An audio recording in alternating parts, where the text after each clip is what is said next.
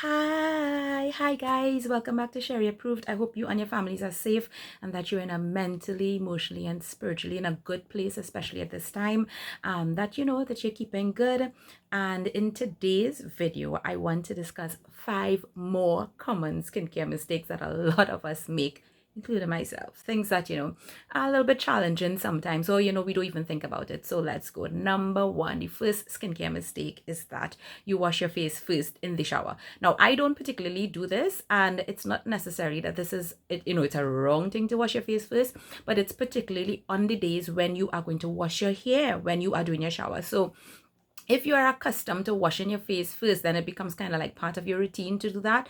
So then when you go to wash your hair, shampoo and condition your hair, you're going to probably do that. You want to avoid that, because if you wash your face first and then you go on your shampoo and you condition your hair, obviously what you're putting into your scalp and so on to wash it and to condition, when it's rinsing, it's going to get on your face. It doesn't matter how much you try, some of that is going to get on your face. And a lot of hair products will contain silicones and other types of ingredients really to help your hair, but may not necessarily be the best thing for your skin. So that's something that you just want to be mindful of to avoid washing your face first. In fact, do everything first and then wash your face last. Skincare mistake number 2 also has to do with when we wash our faces, and that is you use the same towel that you dry off your body to dry off your face. Okay, I know that a lot of us would have stopped doing this a while ago, but I have to mention it because there are people who are still doing it. And again, you'll be like, but I have been doing that for years and has not bothered my skin. Okay, great. And if you want to continue, no problem. But for people like me, you have problematic skin, it's easy for you to break out and so on. Those little things make such a huge difference. So let me tell you why. Because you know what? Yes, you just took a shower and your body might be clean, right? But you're drying off your body and so on. When you dry, your towel is picking up dead skin cells. There might be bacteria and so on. And then you put that on your face. Not necessarily the best start to your skincare routine. So if you do need to dry off your face, it's always better, and dermatologists will recommend that you use a separate face towel and something separate from your face and something separate for your body. No, something that you need to consider though is, if you are going to use a face towel separate, is that, how often do you change it? Ensure that you change it, especially if you have acne prone skin or problematic skin, every couple of days, like every 2-3 days, every other day. And they also recommend that, especially if you have like acne prone skin and so on, that you actually change that face towel every day. The other thing that you need to keep in mind is where you hanging up your towel.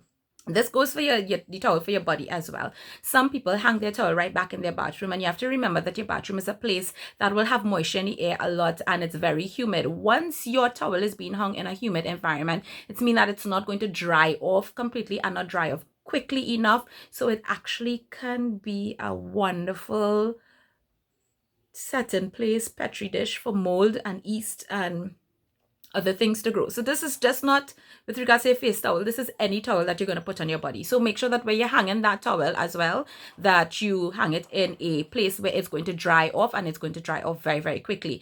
Now, I know hearing that changing your face towel every couple of days is going to be like crazy to some people, because you do change your towel every day, and that's the face towel, and that's fine. That's just in general what dermatologists recommend. But some people don't even use face towels. They just use paper towels. For those of us who are a little bit more environmentally friendly and you prefer the re-washable thing, yeah, let's just use a separate one to take off that excess moisture, whatever, before we go into the rest of our skincare.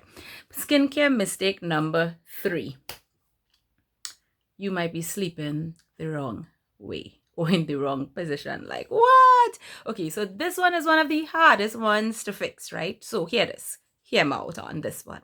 So did you know that beside UV rays, the number 1, the number 2 cause after UV rays for wrinkles is our sleeping position? Okay, so we spend approximately 2,500 hours a year, is it, sleeping? Now, I want you to think about if you only sleep on this side or you only sleep on this side, on either side, you are literally every night ironing those creases into your face. Guys, this is like scientifically proven that the number 2 cause of wrinkles is our sleeping position.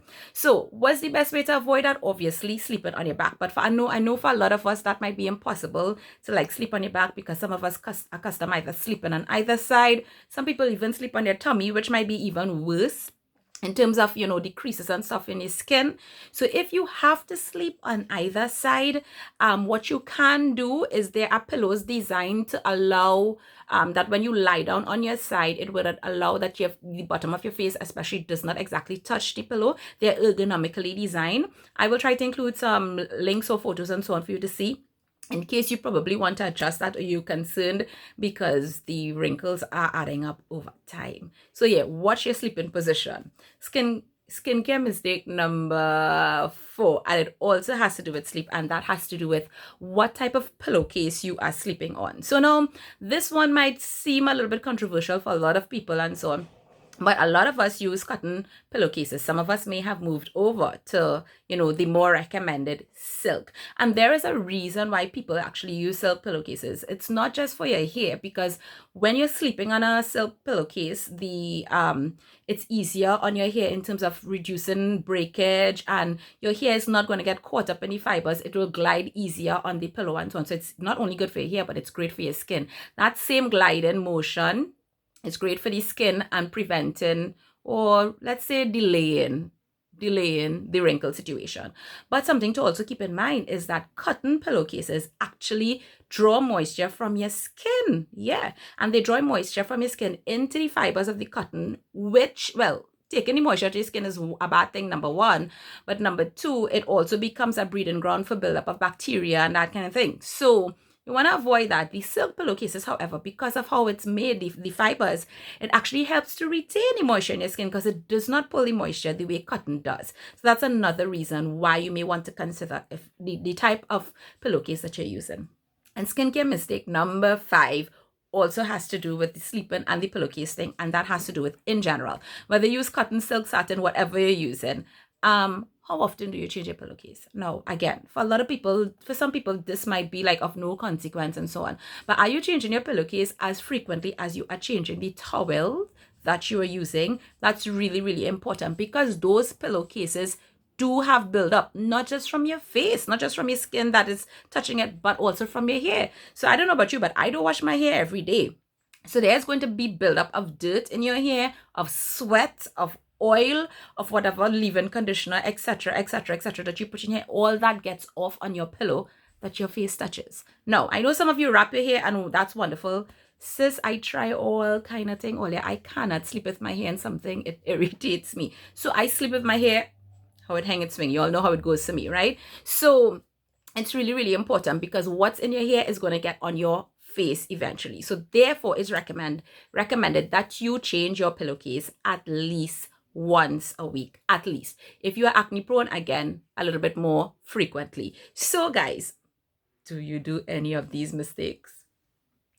I know I do, and it's something that you have to think about a little bit more when we want to talk about skincare and all the little things that go, it's beside just the topical things that we apply and the things that we take internally to help our skin.